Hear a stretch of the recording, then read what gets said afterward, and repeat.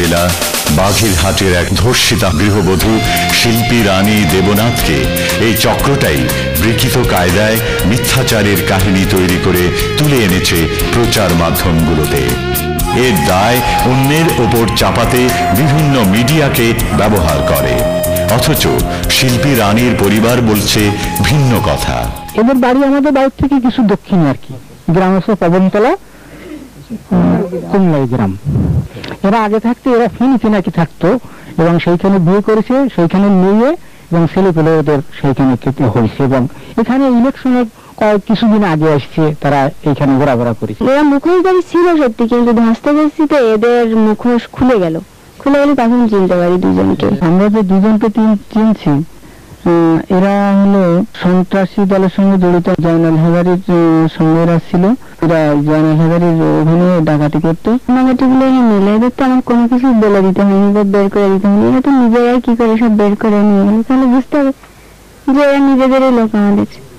ইলেকশনের আগে আমার নামে তালুকদার সাহেবের কাছে আমরা এই জায়গায় কয়েকটা ঘর আমরা ঐক্যজোটের সঙ্গে কাজ করতেছি এই বলে তার কাছে আমাদের একটা প্রতিবেদন দিয়েছে আমাদের নামে 10টা ঘরের বিরুদ্ধে তালুকদার আব্দুল খালেক সাহেবের কাছে।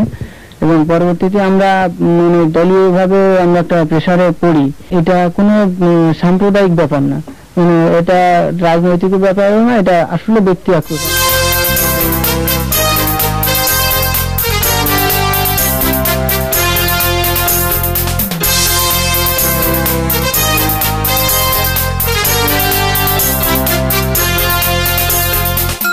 বিশ্বায়নের এই যুগে অর্থনৈতিক স্বার্থ হাসিলের টানাপোড়েনেই নিয়ন্ত্রিত হচ্ছে বিশ্ব রাজনীতি। অন্য দেশের বাজারে নিজের অবস্থান দৃঢ় করার লড়াই চলছে দেশে দেশে। এমনি একটি প্রতিবেশী রাষ্ট্র বাংলাদেশের বাজারে তাদের একচ্ছত্র আধিপত্য বিস্তার করে রেখেছে 3 দশকের বেশি সময় ধরে। এখন ওরা অবিরাম তথ্য সন্ত্রাস চালিয়ে সারা বিশ্ব থেকে বাংলাদেশকে বিচ্ছিন্ন করতে চাচ্ছে, যাতে বাংলাদেশ তাদের ওপর নির্ভরশীল থাকে যুগের পর যুগ। এদেশেরই একটি মহল সব ধরনের নীতি নৈতিকতা জলাঞ্জলি দিয়ে এই ষড়যন্ত্রে সহায়তা করে যাচ্ছে। এই মহলটি সন্ত্রাসবাদ, মৌলবাদ এবং আল কায়দা ইস্যুতে কাল্পনিক রিপোর্ট তৈরি করে বাংলাদেশের ভাবমূর্তি ক্ষুণ্ণ করার চেষ্টা চালায়। নানা অপকৌশলের আশ্রয়ে বিদেশি বিভিন্ন পত্রপত্রিকাকেও তারা তাদের এই অপপ্রচারের হাতিয়ারে পরিণত করতে সক্ষম হয়। হংকং থেকে প্রকাশিত ফার ইস্টার্ন ইকোনমিক রিভিউ প্রথম এই মিথ্যা প্রচারণায় নিজেদের যুক্ত করে। বার্টিন লিংটন নামে এক সাংবাদিক নিজের পরিচয় গোপন রেখে 2001 সালের মার্চে বাংলাদেশ সফর করেন। বিশেষ ওই রাজনৈতিক দলের এক নেতার সহযোগিতা নিয়ে তিনি রিভিউতে বাংলাদেশ বিরোধী মিথ্যাচারে পরিপূর্ণ প্রচ্ছদ প্রতিবেদন লেখেন। এই রিপোর্টের প্রতিবাদ করে একই পত্রিকার সাবেক সম্পাদক ফিলিপ বাউরিং হংকংয়ের আরেকটি ইংরেজি দৈনিক সাউথ চায়না মর্নিং পোস্টে লেখেন, রিভিউর এই প্রতিবেদন মোটেই তথ্যবহুল নয়। বাংলাদেশে ইসলামী মৌলবাদের প্রসঙ্গে যা বলা হয়েছে তা অসত্য, অসংলগ্ন এবং অতিরঞ্জিত। পত্রিকাটির প্রচ্ছদ প্রতিবেদনে এই অঞ্চলের সত্য ও নিরপেক্ষ চিত্র তুলে ধরার পরিবর্তে নিউ ইয়র্কে সাময়িকীটির কর্তা ব্যক্তিরা কি পছন্দ করবেন তার উপরে জোর দেয়া হয়েছে। ফার ইস্টার্ন ইকোনমিক রিভিউ এই রিপোর্টটি প্রকাশ করতে গিয়ে প্রচ্ছদে ব্যবহার করেছে বাংলাদেশের এক বীর মুক্তিযোদ্ধার সন্তান আমির আলীর ছবি।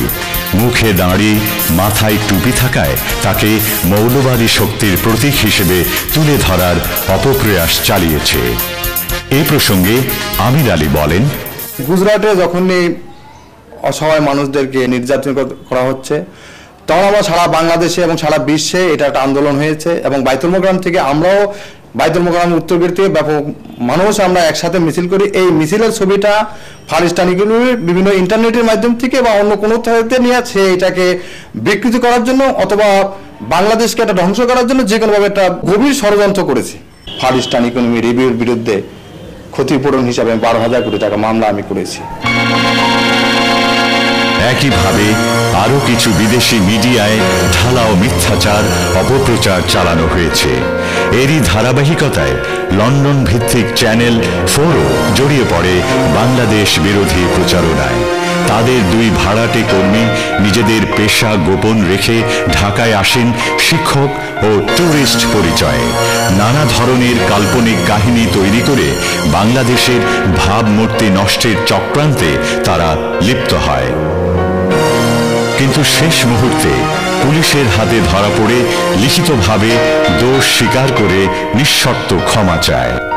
My clients intended to film a current affairs program for Channel 4 television in the United Kingdom about Bangladesh, but conceded that they had entered the country improperly on tourist visas and on false professional identities. My clients have apologized for their act of deception, and they sincerely regret any misunderstanding that their conduct may have caused. ওরা প্রবাসে বসে প্রকাশনা এবং ওয়েবসাইটের মাধ্যমে একদিকে যেমন বিশ্বব্যাপী অপপ্রচার চালাচ্ছে বাংলাদেশের বিরুদ্ধে, অন্যদিকে দেশের ভেতরেও মিথ্যাচারের মাধ্যমে বিনষ্ট করছে সাম্প্রদায়িক সম্প্রীতি।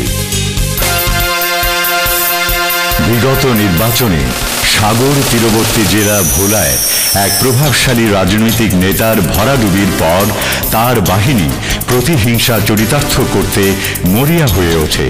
নিভৃত পল্লীতে রীতা, নবদ্বীপ, শেফালিদেরকে নিয়ে একটির পর একটি মন গড়া আজগুবি কাহিনী তৈরি করে, অথচ এদের পরিবারের সদস্যরা বলছে অন্য কথা।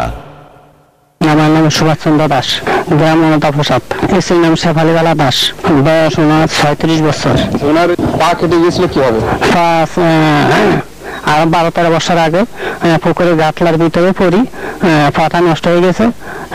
সব জায়গায় আমি ঘুরে আনি, লড়াই বাজার, বরিচার, ওনাকে জাহিদ ডাক্তার ভালো করে। পত্রপত্রিকা লেখা হচ্ছে সন্ত্রাসী নাকি তার পা কেটে নিয়েছে।